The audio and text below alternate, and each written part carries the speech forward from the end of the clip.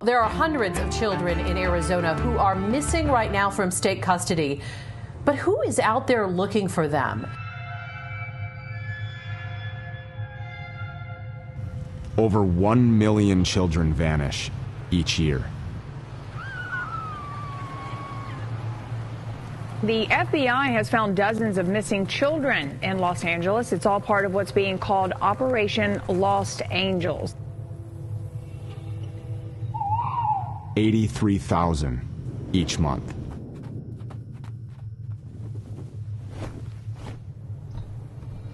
They found nearly 978 children went missing in 2019. 2,700 a day. 72 missing children across Indiana, Iowa, Ohio, and Georgia in the past several weeks.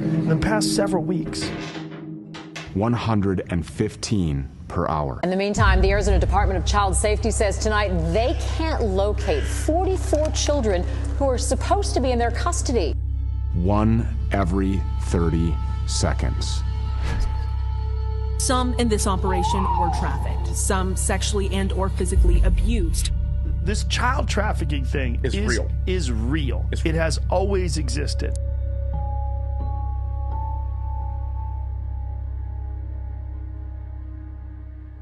Well, my name is Nancy Schaefer, and I'm from the state of Georgia in the United States. And thank you for your gracious invitation. I will share with you on the unlimited power of Child Protective Services. I served in the Georgia State Senate. And after 4 years of viewing the ruthless and unsparing actions of Child Protective Services, I wrote a scathing report entitled "The Corrupt Business of Child Protective Services." The report cost me my Senate seat. This is not to say that there are not those children in wretched situations who need to be removed. There are, and we all agree. If you have history in your past, you know of a story of an abusive child who was saved by CPS, you can't then assume that CPS saves everybody. Who is mainly involved in CPS? Hospitals and doctors. Why? Because people trust hospitals and doctors. They shouldn't, but they do. And in the same hospital where babies are being born, the same hospital, babies are being kidnapped. In the same place where people are being cured of cancer, the same place people are being killed with remdesivir and ventilators. And people can't separate that because they see it all as one. Something's either all good or it's all bad. But tonight, I'm talking about those children removed from their homes intentionally for profit. What is child trafficking? Child trafficking is when you kidnap a child for profit. In other words, if you take a child from its family and give it to somebody else for money, that's the definition of child trafficking. But what you need to recognize is that defines what the states are doing with the federal government. There was no order. There doesn't have to be an order. My baby is fine. The mommy can go without doctor's order, but not the baby. The states are taking children, giving them to somebody else for money that they get from the federal government. That means that all 50 states are involved in government-subsidized child trafficking. It's a ring. It is the largest and most pervasive child trafficking ring in the history of the world by sheer money and numbers. Children are seized unnecessarily from their families due to the federal aid entitled the Adoption and Safe Families Act. It was put into law in 1997 by Bill and Hillary Clinton, and I said it that way on purpose. And it is a law that literally steals money from the Social Security Fund and gives this money to the states in order to incentivize them to kidnap babies. To receive the adoption incentives or bonuses, local CPS must have more children. They must have more merchandise to sell. Every child, once you've added it all up, is worth approximately $1 million to the state. But we've been told that this is a $60 to $80 billion a year industry, meaning the federal government is taking $80 billion a year and giving that money to all of the 50 states to kidnap children. Parents are victimized by the system that makes a profit for holding children longer and bonuses for not returning children to their parents. But their own statistics state that 83% of all children who are taken by CPS, Child Protective Services, are for unsubstantiated allegations, meaning never should it have happened in the first place. So that imagine anything else in the world where you know you get it wrong 83% of the time and you admit it, but you just keep doing it. Case workers and social workers are often guilty of fraud. They withhold and destroy evidence. It doesn't make any logical sense as you study this all across the country, and it specifically doesn't make any sense in the case of my grandson, baby Cyrus.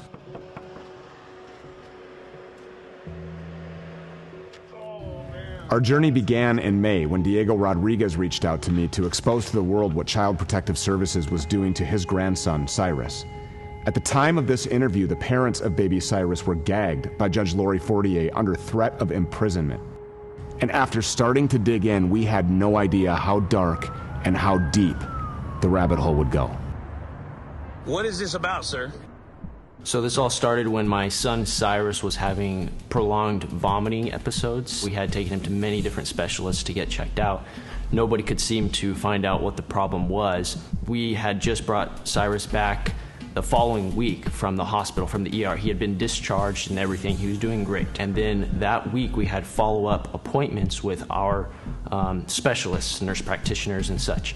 That morning, I woke up with a sore throat, and I was gonna try to go to that weight check anyways, and my husband was like, you know what, just cancel, it's fine. And so she called in and she asked them if we could cancel the appointment, and she was just gonna reschedule for that following Monday. They didn't answer the phone, so she just left them a voicemail.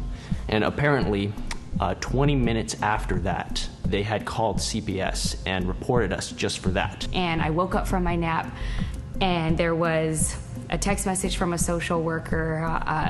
My dad told my husband that the law enforcement had showed up at his home looking for my son and looking for us. In the evening, my wife was feeling much better. We went and we had dinner with our friend that had already previously been scheduled. That moment we pulled out, my sister spotted an officer, and she said, oh look, there's a cop right there. I think he's following us. And when I looked forward, there was a second officer that turned in front of us. And immediately when that happened, I knew, okay, so this is not gonna be good. The police officer said, you know, hey, I just have a bolo out on your truck and I need to detain you until Meridian Police come. We got a call from Meridian Police Department detectives, okay, and for whatever reason, they're looking for your truck. And then it was just more and more and more, and pretty soon there was probably 10 to 15 police cars around, 20 different officers or so, right? The detectives came up and they told us, hey, you know, we have a CPS referral for you guys. It looks like you guys missed your appointment this morning. Okay, Levi, do me a favor, step out of the car. No, I want you to step out of the car. Okay, is that my right to speak? Not right now, son. Get out of the damn car. Get out of the car. I'm not gonna screw around with you, okay? Get out of the car right now. Get back now, or you're gonna go to jail. Detained for what? We're not gonna screw with you. You understand? For what? What crime did I commit? No, felony injury to child. Get out of the car. Hey, you can't abuse me. I'm getting out. I'm getting out. Let me get out. For what reason? For a felony injury to a child, okay? And I knew what was going to happen at this point, but I didn't want to accept it. The officers come around to my side. They open the truck door, and at this moment, when this is all happening, I remembered what I prayed, and immediately I knew, I had no doubt in my mind they were going to take him, that no matter what happened, they were going to take him. Give me the baby, okay? I can't. Can you please help me right now? You understand? I'm a desperate mom right now. We know. I really need your help right now. Talk to her. We'll give you that opportunity, okay? But we're going to take him to the hospital. And if you want to go, you can come along. Can I ride with you? Yes, you can. The mom's not there to drive this ambulance. Oh, then take her away from you and get in there. She can go right away. Yeah, we are. Yeah. Well, no, we don't want her to know where the hospital is. No. The fear that I had at that moment was like absolutely paralyzing. I don't think there were many things I wouldn't have done to keep him. And so he says, come into the ambulance with the baby. We just want to check on him. We won't separate you. You can go to the hospital with him. You can ride in the ambulance, and you won't be separated. I promise you. You can trust me. The officer told me that I could go with him in the ambulance into the hospital.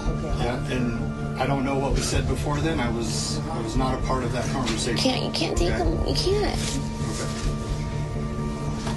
Guys, I can't. You understand what happens when the state takes custody of babies?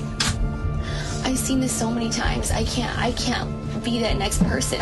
It has been reported over and over that 6 times as many children die in foster care than in the general public.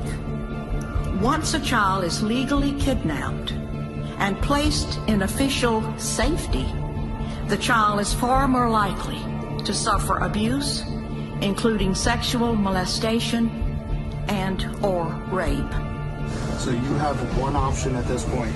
You need to give him to the EMT, and you can go on your merry way with your friends and your family who's out there. That's not merry at all. Or I remove him from you and you go to jail. You need to make that decision. You need to make it now, Chris. I won't let him go. Okay. Go ahead and jump that away for me.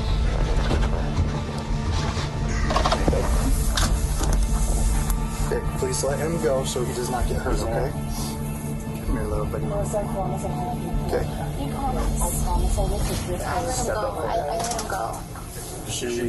She's going to jail. Okay. I just said I couldn't, but I let him go. Oh, put your hands on your back, okay? And he had his hands over the EMT's shoulder, like reaching out for me. They closed the ambulance door. That was the last thing I saw.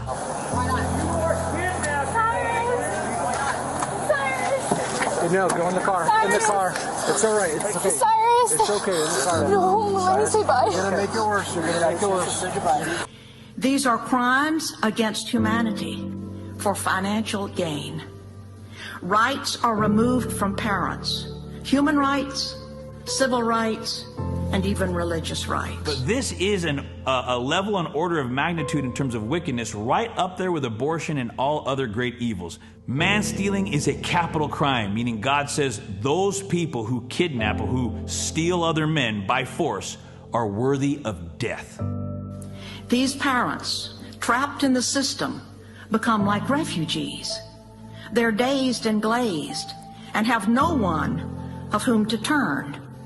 They do not know what to do, and the loss of their children is devastating. In the middle of us being good parents, desperately trying to take care of him, now the government's just going to step in and say, okay, you're criminals, and we're taking your child from you. After having worked in this arena for several years, I do not believe that a single child comes out whole after having been in this system. And it is a growing criminal political phenomenon spreading around the globe. This is a spiritual battle. This is not new. This goes back thousands of years. I would say this literally goes back to the very beginning.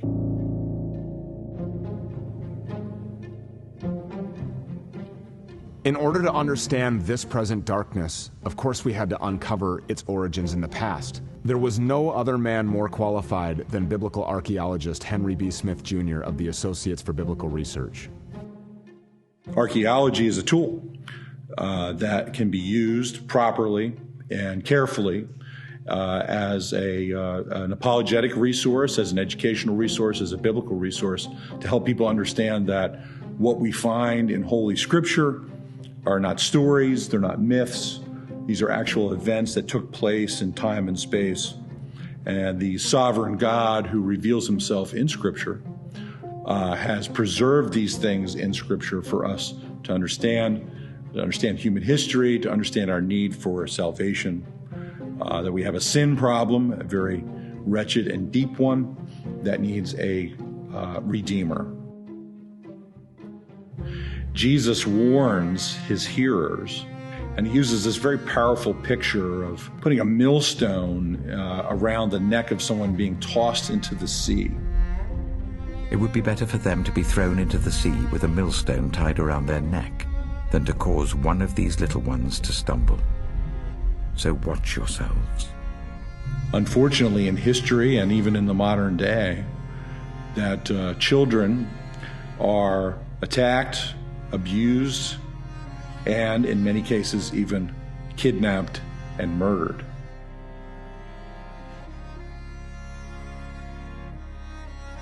One of the first passages that we see in the Old Testament is both in Leviticus 18 and 20, and it refers to what seems strange to the modern reader at first glance, is the practice of child sacrifice. Particularly, we have mentioned in these passages where God is giving absolute commands to the Israelites not to participate in the sacrifice of their children, to give them over to Molech. What we see in these warnings in the Old Testament that God is warning the Israelites are not just mere inventions. The Israelites are not just making up these gods, but they actually exist. All of it, though, involves the giving over of small children, usually very small from what we understand from the archaeological evidence, to these gods. In the book of Jeremiah, we see a mention of it that it looked like it was taking place in the valley of Hinnom, right outside the city walls of Jerusalem. What's interesting about that is eventually that place gained the name Gehenna, which Jesus uses the motif for hell. Now, when we think about the practice of child sacrifice in antiquity, people in the West often think of this as some barbaric practice of the world in the past. People kind of like want to close their eyes to the parallels that we have with the practice of abortion. The only distinction from a human standpoint that we're talking about is that the child is not born yet versus a child that's born. 63,459,781 total abortions since 1973. What if instead of sacrificing children to the sound of beating drums on blazing altars, they merely concealed themselves in discreet brick buildings with forceps and vacuum pumps?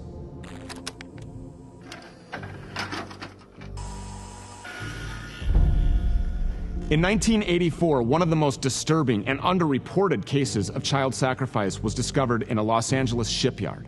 In a repossessed shipping container, workers discovered over 16,500 aborted babies. One of them fell down and hit me right in front of my feet. And it was opened up, and there it was. It was a mutilated body. And the more closer I looked at it, it was a human body. And when I came to work the following day, I saw it myself. I couldn't believe it. And just little bitty babies, just all torn pieces. Their heads chopped off, arms, legs. And as bizarre and demented as that sounds, in December of 2020, Indiana authorities discovered a total of 2,411 medically preserved fetal remains in the possession of Dr. Ulrich Klopfer. There seems to be no logical explanation for such a volume of deceased babies, until you learn that each one can yield thousands of dollars when sold to various institutions. Planned Parenthood is accused of some disturbing crimes today. Anti-abortion activists released an undercover video filmed last year. It claims to show a senior official discussing how the organization sells aborted baby parts. The value of the fetal brains alone in that container was $35 million. Yes, $35 million.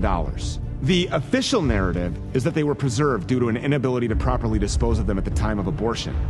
A far more reasonable conclusion is that they were moving product. In the past, sacrifices to Moloch might yield better crops or victory in battle. But this evil has evolved into a capitalist enterprise where the blood of these little ones translates into millions in profit. Perhaps the particulars have changed over time, but the spirit is still the same, and it has a thread all throughout history. We're going to sacrifice this child so we can get what we want in return. So the question is Moloch being paid today? Our archaeological research shows definitively that this practice took place for over centuries. So why in the world would we think that it wouldn't persist today?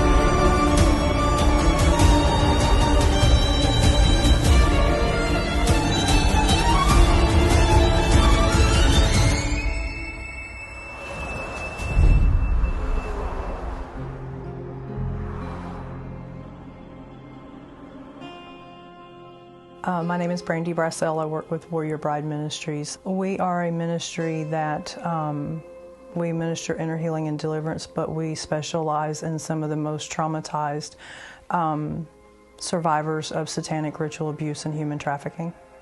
I think that satanic ritual abuse is a lot greater and a bigger problem than most realize, and probably even myself submersed in it as I am. Every neighborhood with 250 homes in it, 14 had satanic ritual abuse taking place.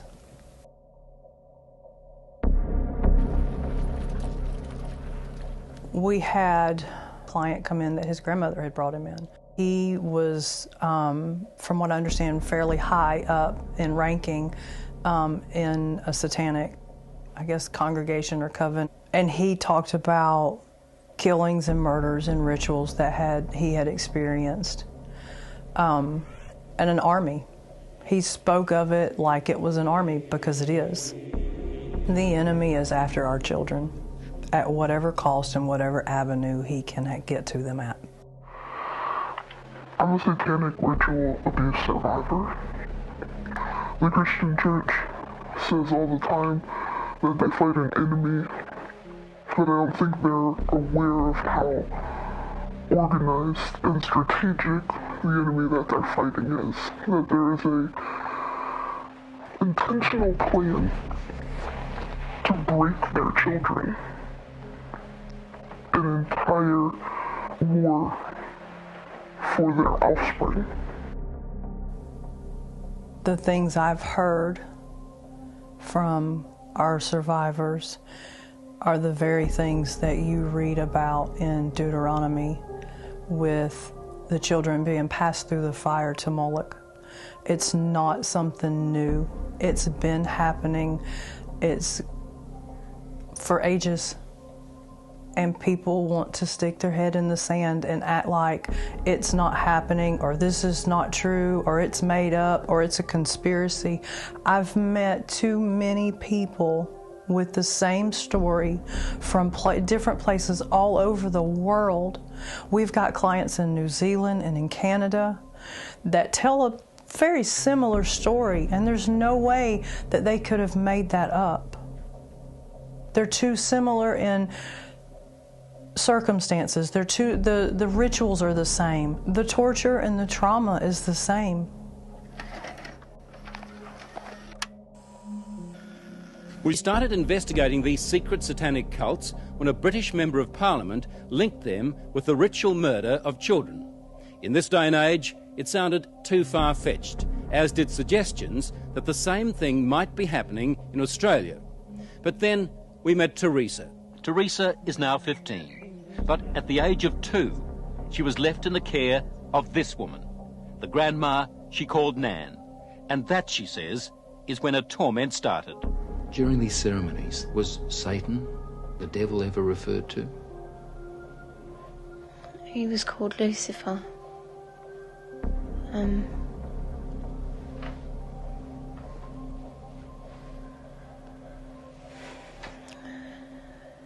What did they say about the devil, about Lucifer? That killing the people made him happy. Sacrifices to please the devil. According to Teresa, the worst rituals took place at a house somewhere in the country. It was big, you know, expensive. From the front, it looked like a castle. You know, it had a long drive and big double wooden doors. Do you think they were rich people then? Very rich. People don't understand how organized it is. There's a satanic calendar. Grand climaxes happen 4 times a year. Those are major festivals. Think of your Christmas, your Easter, big holidays. We're talking major rituals, the September marriage to the beast ceremony. And if you look at the dates, the majority of kidnappings in the United States happen a week before, because there's a preparation. Each satanic holiday requires a specific sacrifice.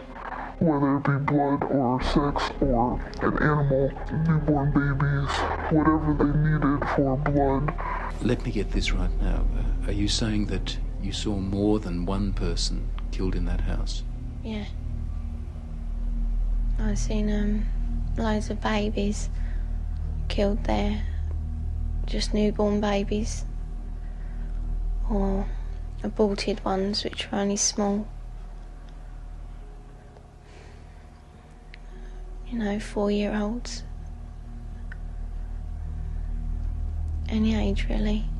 1/6 of Georgia has 37 commons. 37 commons. 4 grand climaxes a year that require the sacrifice of a child or a woman. That's a lot of people. Where do the kids come from? The majority that are used for this. People don't want to know that answer.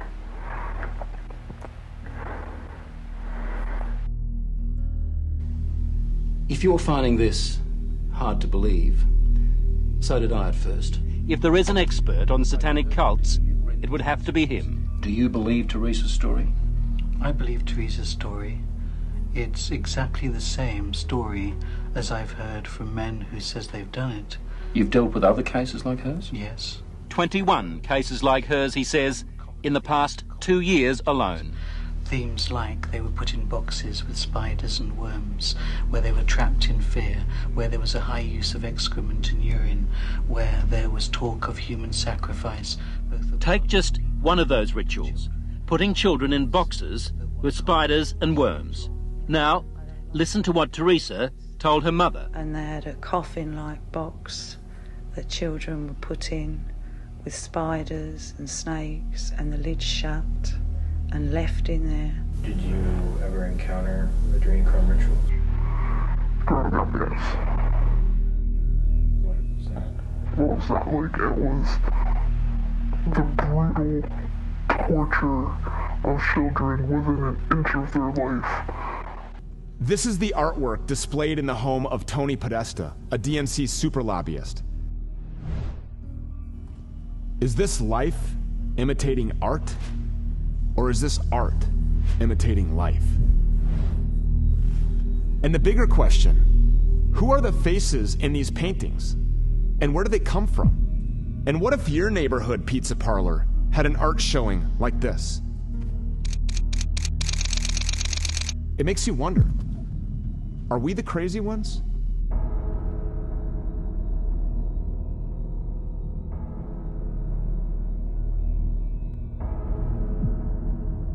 Or have we just been paying attention? The story of Teresa is a story almost too horrible to recount. A case of child abuse that goes well beyond the kind of things we normally associate with the abuse of children. In 27 years of reporting, it has to be one of the most painful stories I have ever had to tell. You mean you had a child? Yeah. How old were you when you had that child? 11. Motherhood at the age of 11. But from what Teresa told her mother, it wasn't the only pregnancy. We think about 7 or 8 times. It's hard to say. It was constantly happening from the time she was capable of being pregnant. What would happen to the fetuses, the unborn babies? I used to be taken away most of the time, and one time baby was taken out of me and then killed in front of me because it was still alive. And then what would happen? Well, after they killed it, they would eat it. This is a very common occurrence to encounter survivors that have lost children. And as children, they've lost children. I think as young as 11 years old is what I've heard and encountered of babies having babies and watching them be sacrificed. Multi-generational ritual abuse survivors. We're talking about if I would have a child who had a child who had a child that's undocumented in these rings. So they breed kids for the specific purpose of using them for sacrifice? Breeders. And it's more common than you think. And the rest of the kids, from foster care, orphans, people that don't have any family. We have had several clients come that were trafficked and transported through Child Protective Services and foster care system. Federal or state organizations, they want to deny that it exists or deny the problem because a lot of our children are passing through their hands. They are absolutely a part of the problem. There are hundreds of children in Arizona who are missing right now from state custody. State lawmakers are now questioning how 70 foster kids can go missing. In the meantime, the Arizona Department of Child Safety says tonight they can't locate 44 children who are supposed to be in their custody. Investigators believe the 4 children may have been taken from their foster home. They recovered 25 missing and endangered children over the last month. 1 in 4 was part of what they believe an alleged human trafficking situation. In Orange County last year, they had a bust for these traffickers. 65% of those victims were wards of Child Protective Services. Not only were they wards of Child Protective Services, but check this out, they were never reported missing. Oh, wow. Oh, wow. So maybe they were literally sold by well, people within Child Protective Services. This trafficking is a lot bigger and a lot more involved politically than we care to look at or the media won't cover. Everybody's afraid because there's some real big heavy hitters that are very influential that are involved. I totally believe that the majority of the government is either involved, covering it up, or has intentionally put blinders up so that they don't have to deal with it. 4 years ago, Brian Kemp's wife told you that the state of Georgia lost 3,600 kids to trafficking. Where'd they go? If each dozen, all 37 of them, needs a sacrifice 4 times a year minimal, that accounts for a good chunk of them, doesn't it? What is it that they do not want uncovered that is leading to this body count? Who's involved?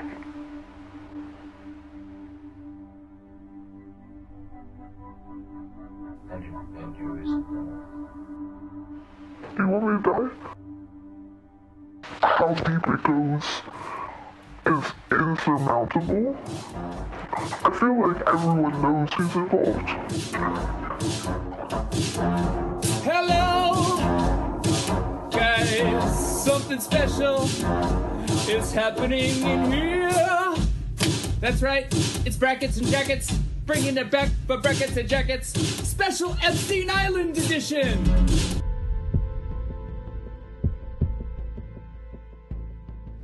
My name's Corey Daniel.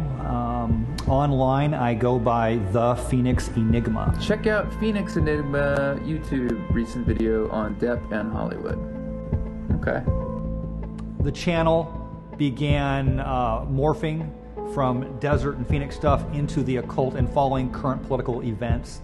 And I began de-occulting or deconstructing these public rituals that take place in public settings. You know, back in the day, witches and people who worked higher ritual ceremonial magic would do them in basements. They'd do them in, you know, mansions or castles or groves in the forest. Now, the entire world has been pulled into these rituals, and they're now executed in public. And everyone's a part of it, whether they realize it or not. This all began, I guess publicly, it all began on July 22nd at 1:33 in the afternoon at the San Diego Comic-Con. Okay, what's up? I'm back. I said some crazy shit on Twitter. That is true. Not something I wanted to say, but I'm fucking tired of people lying. I've watched these people just lie and lie and lie and lie and lie and lie and lie and lie and lie and lie and lie and lie, and they will never ever tell the truth. So I'm here to tell the truth. Apparently, according to Isaac, Seth and Claire invited him over for dinner, talked to him about chicken, showed him a room upstairs with a crib and baby stuff in it, and Seth opened up like a bookshelf, like a secret room, like a real secret room, and in there was like chains and beds and stuff. And he says, "This is where we keep the children." So he told that story on July 22nd at 1:33 in the afternoon. That's when he hit it go on his Instagram. Seth Green, sorry, my man. So sorry. I never wanted to do this, but you're a pedophile. I never met Isaac Happy. I never knew Isaac Happy. I knew of him, but not by name. I knew there was a guy with crazy hair on the internet that had been talking about pedos. He mentioned by name Seth Green, he mentioned Tom Hanks, he mentioned Spielberg, and dozens of other ones. Google paid Macaulay like a lot of money to do those pizza ads. Google knows. I had a whistleblower that said Eric Schmidt was a pedophile. So Google knows. He was spearheading an underground social media movement called Unseal Epstein. Epstein, that implicates Israel for one. Was Epstein Island a Mossad honey trap? I have a lot of whistleblowers who are a little bit like, nah, but I'd like to tell you personally, but nah, not for me. We're getting closer and closer and closer. I got a line about a story that's going to be hitting about some pedophiles,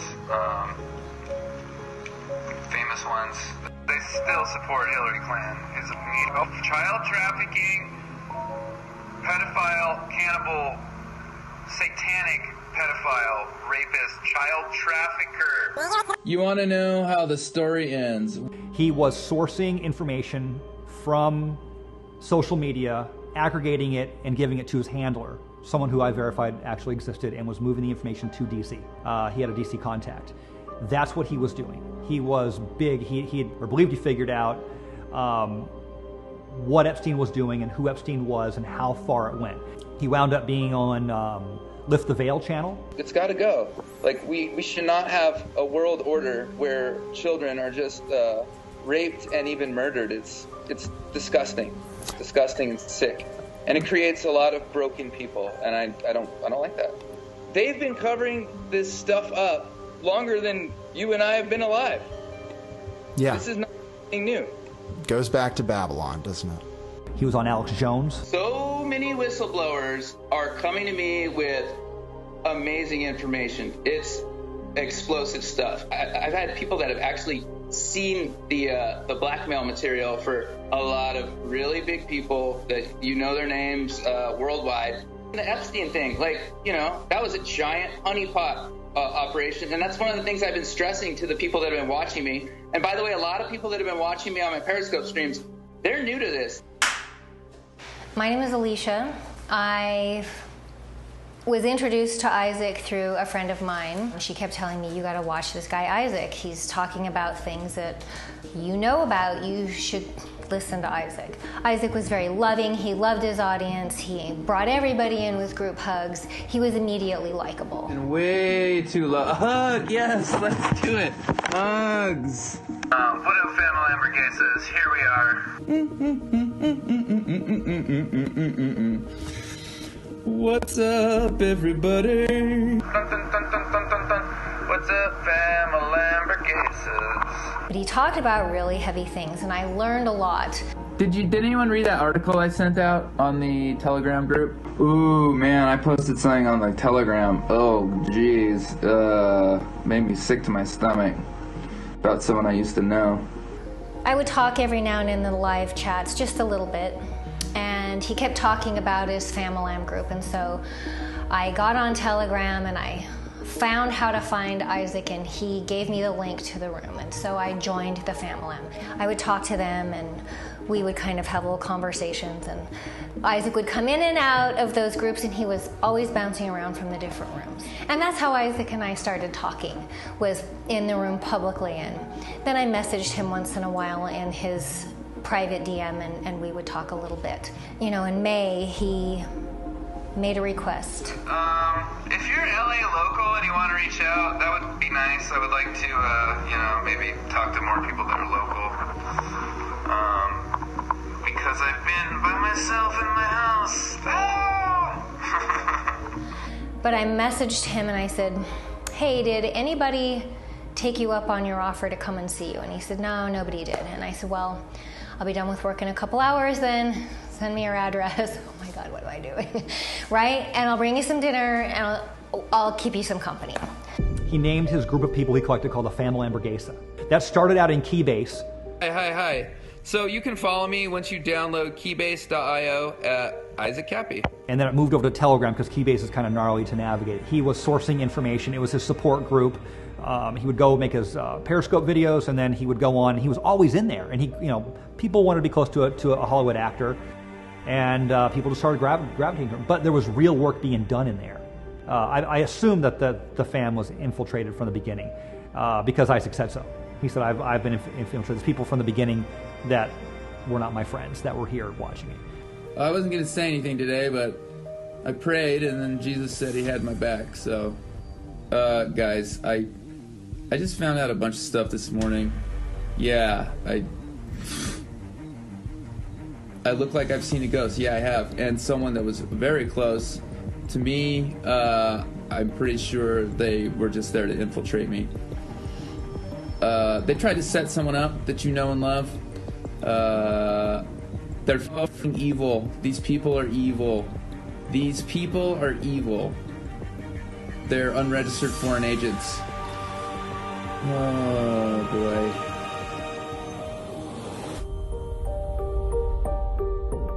When Isaac opened the door, I had my hands full of groceries, and he hugged me from the porch, and we walked in, and I put my things down. I said, now let's have a proper hug.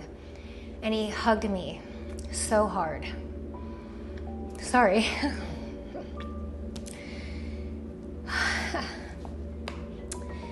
He'd been alone too long, and he needed company so badly. I made him dinner, we sat down at the bar, and he held my hand, and we prayed over our food, and he thanked God for his food, and he thanked God for my kindness to be there. But he was nervous, and he paced around his dining room. He walked down the hall, and he'd come back a little bit, and he was nervous. He was still pacing, and I wasn't sure what else to do to help him feel relaxed. And I'm a retired massage therapist, and I said, hey, sit in your chair right here, and why don't you let me rub your shoulders and your neck for you. See if I can help you relax a little bit. You look really tired. And I had felt when I was running my fingers through his hair, there was a knot this size on the low back end of his head. And it was raised off his head a good 1.5 inches. It was a huge knot. And I made note of it, and I didn't touch his neck anymore. And I rubbed his shoulders, and we talked. I felt him relax. And he said, I think maybe I can get a few hours sleep. I finally feel okay. So we said goodbye, and I said, why don't I come back in a couple days and we'll have another visit. I don't want to see you be alone right now. And he said, I would really like that. Please come back. So we made plans for me to come and see him again on Saturday. And I left. And then on Friday was that video. Gonna miss the brackets and jackets? Yeah, well, the bracket holes for the... I'm not suicidal. I'm not suicidal. Yeah, it's really bad, Miner. It's really fucking bad. It's really bad. Is this my last broadcast? Yeah, it probably will be. It probably will be. It probably will be. And I feel I saw all the love outpouring towards me in the messages. And it's made me feel really badly. Is Q going to bracket my initials? Probably, yeah. Probably. When your name goes in brackets, it means you're dead. So, and he didn't want to say much more about that. Instead, he talked a little bit about things that were going on inside of him and things he was thinking about and things that were happening to him, and people were so concerned about him. We were all concerned, chatting amongst ourselves in the Famalam. Is he suicidal? What's going on? Something's wrong. So when I went back on Saturday, I said, hey, look, I want to talk about your video with you because I'm worried about you, and the whole Famalam is really worried about you. And he said, I'm not suicidal. I'm really not. I promise you I'm not. But something bad is coming for me. And it would be easier for me to commit suicide than what they're going to do to me. I said, do you know what that is? He said, they're going to tear me limb from limb. And I said, how can we make you safe? He said, there's no way to make me safe. Nothing is going to make me safe from this. He says, I have been totally lied to. Everyone around me that I thought I was doing the right thing with, they were not who they said they were. Not a one of them was who they said they were, and I suddenly had that understanding. And that's when I knew I was in trouble.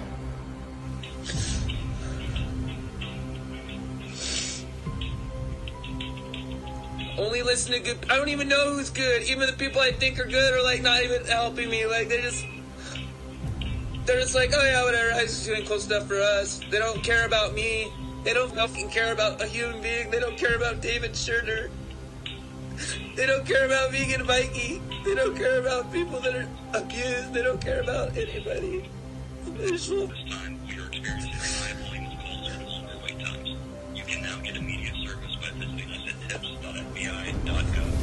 That day, I never saw a human suffer so much.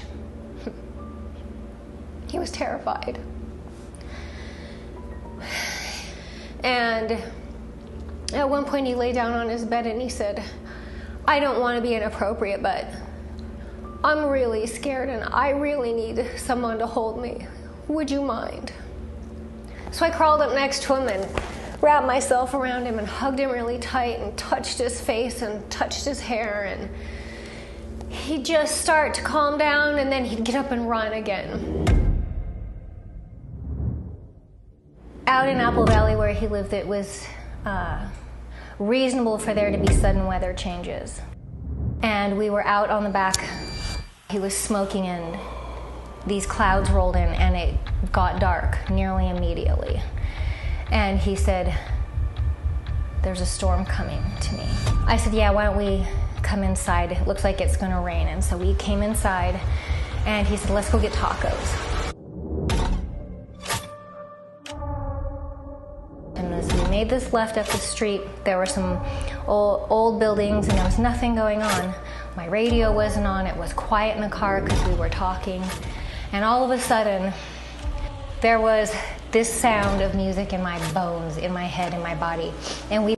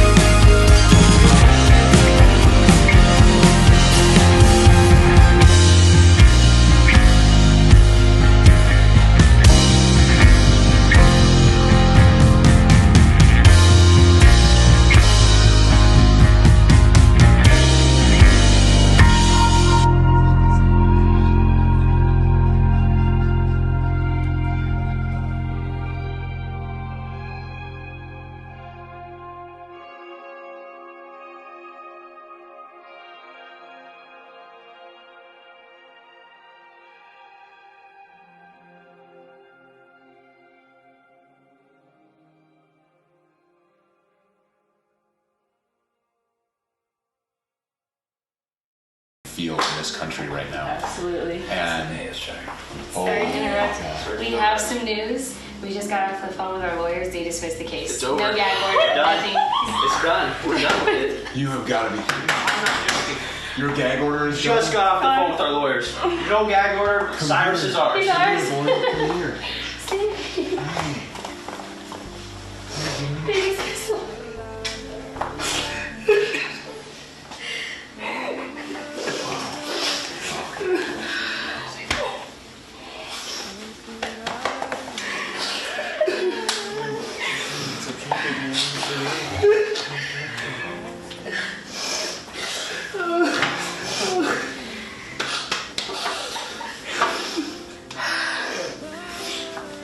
I'm gonna go now, and maybe I'll come back. We'll see. But stay in the light. Stay in the moment. Maybe I'll be back later. I love you. Take care, okay?